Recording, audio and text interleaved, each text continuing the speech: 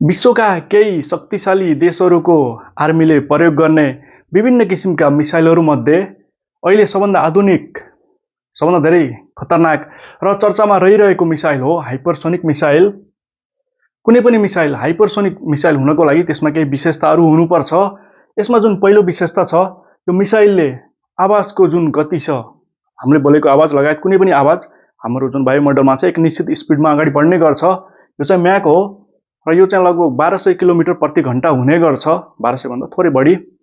र म्याक 5 यानि लगभग 6000 किलोमिटर भन्दा बढी स्पिडमा अथवा 1 मिनेटमै 100 किलोमिटर चल्न सक्ने अथवा 1 सेकेन्डमै लगभग 2 किलोमिटर चल्न सक्ने जुन मिसाइल छ, त्यस्तो मिसाइलहरू हाइपरसोनिक मिसाइलको क्याटेगोरीमा पर्छन्।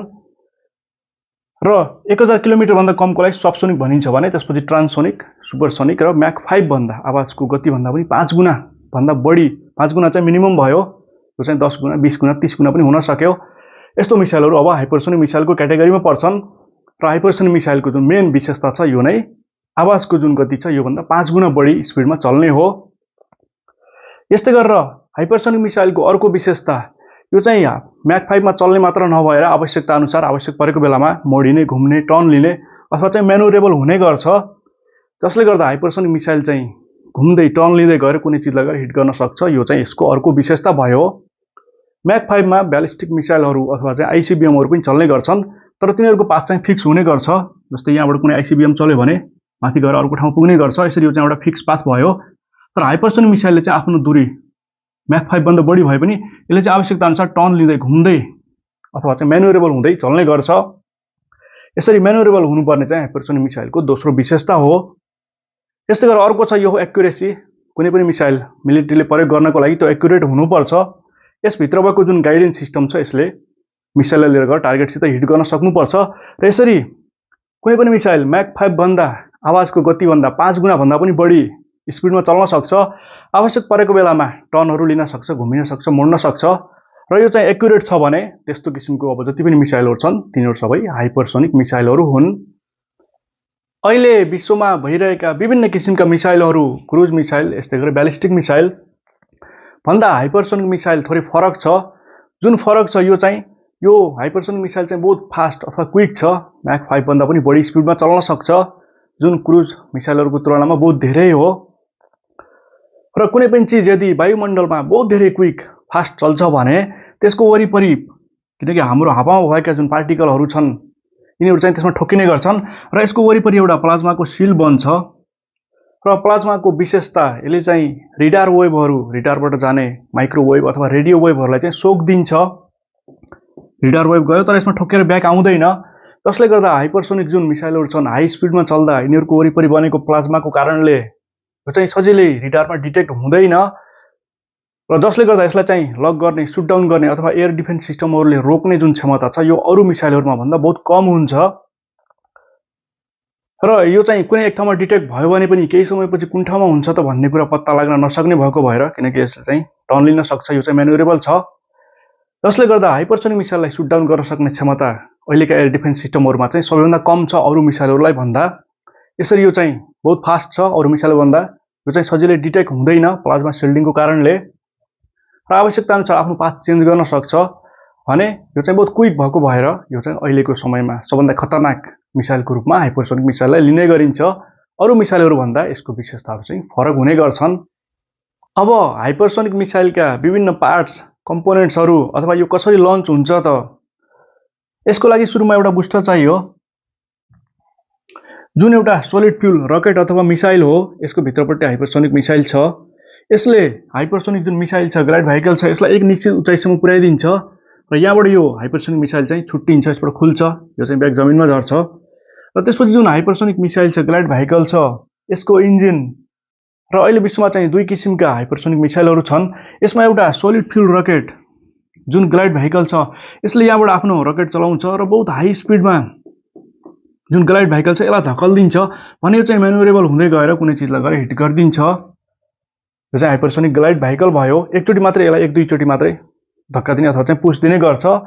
भने अर्को भनेको यो भनेको scramjet power hypersonic cruise missile हो। यसमा रकेटले हाइपरसोनिक मिसाइललाई एक निश्चित स्पिडमा पुर्याइदिएपछि यसको यहाँबाट हावा चाहिँ भित्र जान्छ, हाम्रो वायुमण्डलमा भएको हावा भित्र जान्छ र यसको युनिक यहाँभित्र भएको एउटा डिजाइनले हावालाई चाहिँ कम्प्रेस गर्छ। यसमा कुनै किसिमको केही मुभिङ पार्ट्सहरू हुँदैन, चल्ने चिजहरू हुँदैन, बाहिरबाट गएको हावा यहाँ चाहिँ कम्प्रेस हुन्छ र यसमा फ्युल मिसाइन्छ। यो चाहिँ नर्मली लिक्विड फ्युल हुने गर्छ र यसमा जब कम्बसन हुन्छ, यही कम्बसन जब पछाडिबाट बाहिर निस्किन्छ हाई स्पिडमा, यसैले हाइपरसोनिक मिसाइललाई लगातार हाइपरसोनिक स्पिडमा धकेलिरहन्छ। यो चाहिँ scramjet power hypersonic cruise missile भयो। यो चाहिँ अलि भविष्यको कुरा हो। अहिले विश्वमा जति पनि हाइपरसोनिक मिसाइल जुन चर्चामा छन् तिनीहरू सबै ग्लाइड भेहिकलहरू हुन्। ग्लाइड भेहिकललाई चाहिँ रकेटले एक निश्चित उचाइसम्म पुर्याइदिसकेपछि छोडिदिन्छ र ग्लाइड भेहिकलले आफ्नै रकेट युज गरेर बहुत हाई स्पिडमा चाहिँ ग्लाइड गर्दै जान्छ भने यो चाहिँ अगाडि गएर कुनै चिजसित गएर हिट गर्छ भने स्क्रैमजेट पावर चाहिँ यो नयाँ कुरा हो र भविष्यमा प्लेनहरू पनि चल्ने छन्। यो चाहिँ जेट इन्जिन जस्तै हो तर यसमा कुनै किसिमको केही मुभिङ पार्ट्सहरू हुँदैन। हावा जान्छ, कम्प्रेस हुन्छ, कम्बसन, त्यसपछि एक्जस्टको कारणले थ्रस्ट बन्छ भने त्यसैले मिसाइललाई हाइपरसोनिक स्पिडमा चाहिँ धकेलिरहन्छ। यस्तै गरेर हाइपरसोनिक मिसाइललाई गाइडेन्स गर्नको लागि यसमा दुई किसिमको गाइडेन्स सिस्टम युज गरिन्छ। यसमा जुन एउटा छ यो चाहिँ प्री प्रोग्राम पहिलादेखि नै फिक्स गरिन्छ। हाइपरसोनिक मिसाइल यति उचाइमा जान्छ, खुल्छ, त्यसपछि चाहिँ आफ्नो रकेट युज गर्छ, त्यसपछि चाहिँ घुम्दै टर्न लिँदै गएर कुनै चिजलाई फिक्स टार्गेटलाई हिट गर्ने कुरा पहिला नै प्रोग्राम गरिराखेको हुन्छ भने त्यसैले हाइपरसोनिक मिसाइललाई चाहिँ गाइड गर्छ। अर्को तरिका जुन ब्यालिस्टिक मिसाइलहरूमा युज गरिन्छ त्यसमा चाहिँ विभिन्न सेन्सरहरू, जस्तै कुनै जाइरोस्कोपले हाइपरसोनिक मिसाइल कति तल माथि साइड भयो भन्ने कुरा पत्ता लाग्छ। त्यस्तै गरेर कम्पासले पूर्व पश्चिम उत्तर दक्षिण जस्तो कुराहरू पत्ता लाग्छ, दिशा पत्ता लाग्छ। त्यस्तै गरेर अल्टोमिटर, प्रेसर मिटरले चाहिँ पृथ्वीदेखि यो कति उचाइमा छ भन्ने कुरा पत्ता लाग्छ। स्पिडोमिटरले यसको स्पिड कति छ भन्ने कुरा पत्ता लाग्छ। यस्ता सेन्सरहरूबाट आउने इन्फर्मेसनलाई आधार मानेर यसभित्र भएको जुन इन्टरनल गाइडेन्स सिस्टम छ यसले चाहिँ हाइपरसोनिक मिसाइल अथवा ब्यालिस्टिक मिसाइलहरूलाई चाहिँ गाइडेन्स गर्ने गर्छ। यसरी एउटा चाहिँ पहिलेदेखि प्रोग्राम गरियो जुन चाहिँ फिक्स टार्गेटको लागि भयो भने अर्कोमा चाहिँ विभिन्न सेन्सरहरूबाट आउने इन्फर्मेसनलाई आधार मानेर हाइपरसोनिक मिसाइललाई गाइड गर्ने गरिन्छ अथवा चाहिँ जहाँनिर हिट गर्ने हो त्यहाँसम्म पुर्याइन्छ। किनकि हाइपरसोनिक मिसाइल बहुत हाई स्पिडमा चल्दा यसको वरिपरि प्लाज्माको सिल बन्ने भएको भएर यसलाई चाहिँ कुनै सेटेलाइटदेखि गाइडेन्स गर्न मिल्दैन। प्लाज्माले रेडियो वेभ, माइक्रोवेभ जस्ता कुराहरूलाई चाहिँ सोकिदिन्छ भने इन्टरनल गाइडेन्स सिस्टमले नै हाइपरसोनिक मिसाइललाई गाइड गर्ने हो। यस्तै गरेर हाइपरसोनिक मिसाइलमा कन्भेन्सनल तरिकाको कन्भेन्सनल न्युक्लियर दुवै किसिमको वारेडहरू प्रयोग हुन सक्छ, जुन विस्फोटक पदार्थ छ अथवा बम भने हाइपरसोनिक मिसाइलको स्पिड बहुत धेरै हुने भएको भएर म्याक 5 भन्दा पनि बढी हुने भएको भएर यसको काइनेटिक एनर्जी पनि बहुत धेरै हुने गर्छ। कुनै केही बिल्डिङलाई उडाउनु छ, भत्काउनु छ भने त्यसको लागि कुनै विस्फोटक पदार्थको आवश्यकता पर्दैन। यो बहुत हाई स्पिडमा गएर ठोकिन्छ भने त्यसैले नै नोक्सानी गर्ने गर्छ भने आवश्यकता अनुसार कन्भेन्सनल र न्युक्लियर दुवै किसिमको हतियारहरू हाइपरसोनिक मिसाइलबाट प्रयोग गर्न अथवा चाहिँ फायर गर्न सकिन्छ। अब हामी अहिले विश्वमा भएका विभिन्न हाइपरसोनिक मिसाइलहरूका केही इक्जाम्पलहरू हेरौँ। यसमा सबभन्दा पहिलो नाम आउँछ यो हो रुस। रुसले विभिन्न श्रेणीका medium range, short range, long range, यस्तै गरेर चाहिँ glide vehicle, scramjet power hypersonic cruise missile लगायत विभिन्न श्रेणीका हाइपरसोनिक मिसाइलहरूको टेस्ट गरेर सफल भएर आफ्नो मिलिट्रीमा इन्डक्ट गरिसकेको छ भने युक्रेन विरुद्धको युद्धमा पनि रसियाले हाइपरसोनिक मिसाइलको प्रयोग गरिसकेको छ। यसरी हाइपरसोनिक मिसाइलको नाम आउँदा सबभन्दा पहिला रुसको नाम आउँछ। यसमा जिर्कन, किन्जल, एभेनगार्ड, त्यस्तै गरेर केही समय अगाडि युक्रेनमा प्रयोग भएको रेसनिक यिनी मिसाइलहरू रसियाका हाइपरसोनिक मिसाइलहरू हुन्। रेसनिक मिसाइल ब्यालिस्टिक मिसाइल भए पनि यसको जुन वारहेड छ यो चाहिँ म्यानुरेबल हुने भएको भएर यो एउटा हाइपरसोनिक मिसाइल पनि हो र जसले एकैचोटि 7-8 वटा पनि हाइपरसोनिक मिसाइलहरू फायर गर्न सक्छ। यस्तै गरेर अर्को हो यो चीन। चीनसित विभिन्न क्याटेगोरीका DF, GF, KF सिरिजका विभिन्न श्रेणीका हाइपरसोनिक मिसाइलहरू चीनले चाहिँ टेस्ट गरेर सफल भएर मिलिट्रीमा इन्डक्ट गरेको छ। यसमा फिक्स टार्गेटदेखि लिएर एन्टिसिप हाइपरसोनिक क्रुज मिसाइलहरू पनि चीनले एक्टिभ अवस्थामा राखेको छ। यस्तै गरेर अर्को देश हो यो अमेरिका।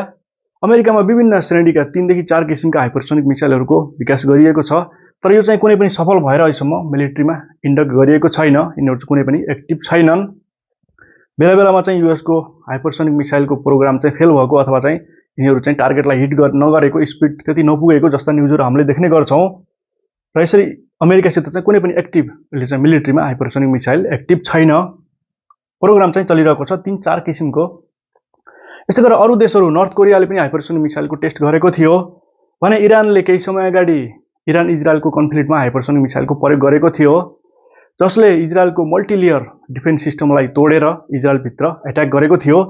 यसरी युद्धमा प्रयोग गर्ने देश इरान र रसिया हुन्। रसियाले युक्रेन विरुद्ध प्रयोग गरेको थियो भने इरानले इजरायल विरुद्ध।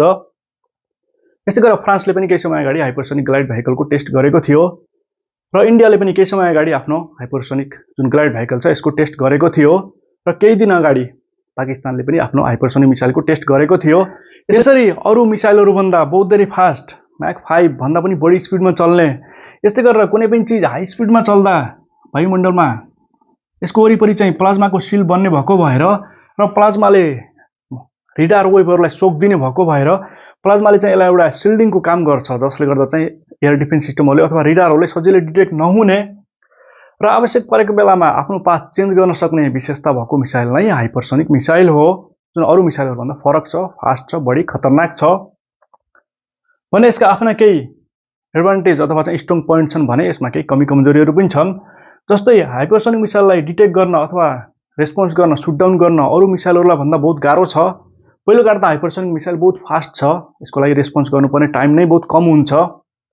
1 सेकेन्डमै 2 किलोमिटर, 1 मिनटमै 100 किलोमिटर चल्ने भएको भएर र हाई स्पिडमा चल्दा यसमा जुन प्लाज्माको सिल्ड छ यसले रिडार वेभ, माइक्रोवेभ जस्ता कुराहरू सोक्दिने भएको भएर यो चाहिँ सजिलै डिटेक्ट हुँदैन र केही कारणले डिटेक्ट हुन्छ भने पनि आफ्नो पाथ चेन्ज गर्ने भएको भएर यसलाई चाहिँ यो अब केही समयपछि कुन ठाउँमा हुन्छ भन्ने कुरा पत्ता नलाग्ने भएको भएर अरू मिसाइलहरूको तुलनामा हाइपरसोनिक मिसाइललाई चाहिँ डिटेक्ट गर्न अथवा चाहिँ रोक्न, यसलाई चाहिँ सुटडाउन गर्न गाह्रो छ। यो नै यसको सबैभन्दा स्ट्रङ पोइन्ट हो। र जति पनि आधुनिक एयर डिफेन्स सिस्टमहरू छन् यिनीहरू सबै अरू मिसाइलहरू, ब्यालिस्टिक मिसाइल, क्रुज मिसाइल्स, फाइटर जेटहरू, बम्बर लगायत अरू एयरक्राफ्टहरूलाई सुटडाउन गर्न अथवा चाहिँ रोक्नको लागि बनाइएको हो। भने यसले चाहिँ हाइपरसोनिक मिसाइललाई सुटडाउन गर्न सक्ने जुन सम्भावना छ यो चाहिँ सबैभन्दा कम हुने गर्छ। र जुनसुकै हतियार पनि एट्याक गर्ने हतियार पहिला आउने हो भने डिफेन्स गर्ने हतियार त्यसको पछि आउने हो। हाइपरसोनिक मिसाइल चाहिँ नयाँ चिज हो, 7-8 वर्ष भयो यो आउन लागेको। भने यसको लागि भविष्यमा आउने एयर डिफेन्स सिस्टमले मात्रै यसलाई रोक्ने छन्। अहिले चलिरहेका एक्टिभ भइरहेका एयर डिफेन्स सिस्टमहरूले हाइपरसोनिक मिसाइललाई चाहिँ एकदम एक्युरेट साथ रोक्न सक्ने जुन सम्भावना छ यो सबैभन्दा कम हुन्छ। यस्तै गरेर यसमा केही कमी कमजोरीहरू पनि छन्। हाइपरसोनिक मिसाइल बहुत महँगो हुन्छ अरू मिसाइलहरूभन्दा। यसलाई चाहिँ टेस्टिङ गर्न, डेभलप गर्न, यसलाई चाहिँ उत्पादन गर्न अथवा यसको चाहिँ पर युनिटको कस्ट छ यो चाहिँ अरू मिसाइलहरूभन्दा बहुत धेरै हुने गर्छ। र हरेक किसिमको जुन कन्फ्लिक्टहरू छ, युद्धहरू छ, यसमा हाइपरसोनिक मिसाइलको त्यति उपयोगिता हुँदैन। यदि कुनै चिज बहुत धेरै हाई भ्यालुको छ, अरू मिसाइल अथवा चाहिँ अरू ड्रोनहरू गएर चाहिँ त्यसलाई एट्याक गर्न सक्दैनन्, एयर डिफेन्स सिस्टमहरूले रोक्दिन्छ भने त्यस्तो ठाउँमा मात्रै हाइपरसोनिक मिसाइल प्रभावकारी हुने हो। तर थुप्रै केसहरूमा हाइपरसोनिक मिसाइलको आवश्यकता नै पर्दैन। अरू किसिमका ब्यालिस्टिक अरू मिसाइलहरू, क्रुज मिसाइल्सहरू, ग्लाइड बमहरू अथवा ड्रोनहरूले पनि हाइपरसोनिक मिसाइलको काम गर्न सक्छन्। जहाँ बहुत धेरै एयर डिफेन्स सिस्टमहरू छन्, जस्तै इरानको लागि इजरायल भयो, इजरायलमा अरू चिजहरू गयो भने चाहिँ इजरायलले रोक्दिन्छ यदि त्यसको सङ्ख्या लिमिट हुन्छ भने। तर अरू केसहरूमा जस्तै रसिया युक्रेनको युद्धमा रसियाले बहुत धेरै हाइपरसोनिक मिसाइलको प्रयोग गरेको छैन, जबकि रसियासित 4-5 किसिमका हाइपरसोनिक मिसाइलहरू छन्। त्यसको कारण युक्रेनभित्र त्यस्तो कुनै भ्यालुएबल चिज छैन जसलाई चाहिँ हाइपरसोनिक मिसाइल नै प्रयोग गर्नुपर्ने त्यस्तो अवस्था अथवा चाहिँ बाध्यता छैन। अरू किसिमका मिसाइलहरू, ड्रोनहरू, सस्ता ड्रोनहरू, ग्लाइड बमहरूले पनि त्यो काम गर्न सक्छन्। यसरी यसको जुन कमी कमजोरी छ यो बहुत महँगो छ भने सबै किसिमका कन्फ्लिक्टमा यसको प्रयोग हुँदैन। यो चाहिँ हाई भ्यालु चिज भयो, अरू मिसाइलहरू एट्याक गर्दा चाहिँ त्यो सफल हुन सक्दैन, नसक्ने अवस्थामा मात्रै हाइपरसोनिक मिसाइल प्रभावकारी हुने हो। And thank you so much for watching this video.